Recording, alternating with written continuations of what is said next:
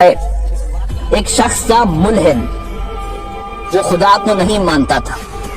حضرت عثمان غنی کا دور تھا، وہ ملحد شخص آیا، اس نے ایک سوال کیا، اس کا سوال سننا۔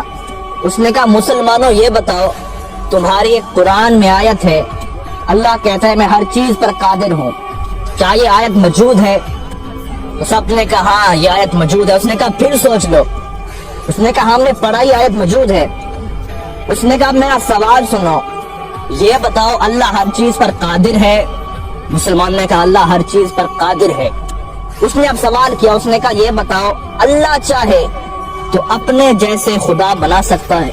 ایسا اس نے سوال کیا کہ تمہارے قرآن میں آیت ہے کہ اللہ ہر چیز پر قادر ہے، اب یہ بتاؤ اللہ اپنے جیسا خدا بنا سکتا ہے؟ اب لوگ اس کا کیا جواب دیتے؟ اگر کہتے ہاں تو توحید خطرے میں تھی، اگر کہتے نہ تو قرآن خطرے میں تھا۔ لوگ بڑے پریشان ہوئے، آخر فیصلہ ہوا اس شخص کو قتل کر دیا جائے۔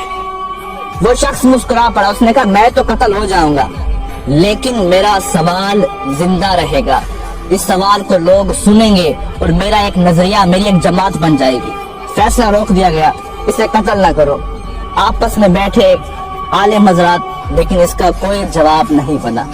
ایک بڑھا شخص بیٹھا تھا، اس نے کہا تیرا کیا سوال ہے؟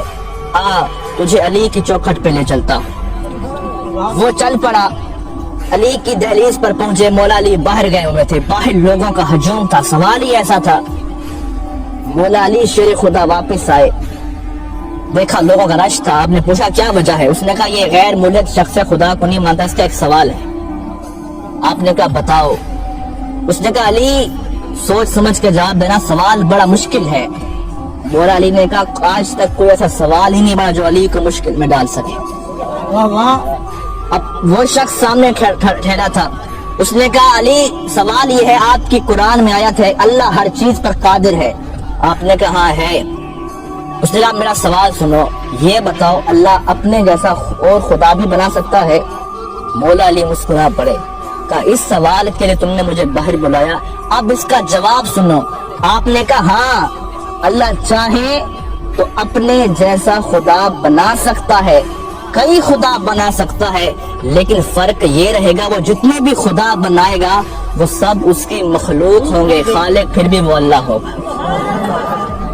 اب لوگوں پریشان ہوا، اس نے کہا علی بتاؤ تو صحیح یہ علم کہاں سے سیکھتے ہو؟ ابھی ہمارا سوال ختم ہوتا ہے، آپ کا جواب آتا ہے، بتائیں تو صحیح یہ علم کہاں سے سیکھا؟ اب مولا علی کا فرمان سننا، کہا سنو ھذا صفت العلم ھذا لعاب رسول اللہ، یہ مصطفیٰ کی لعاب کا اثر ہے کہ علی کائنات کے راز کھول کے رکھ دیتا ہے۔ اس شخص کی چیخ نکلی، اس نے کہا جس کے لعاب سے علی بنتا ہے، جس کا علی ایسا ہوگا اس کا مصطفیٰ کیسا ہوگا، اور جس کا مصطفیٰ ایسا ہوگا اس کا خدا کیسا ہوگا۔ تو میرے دوستو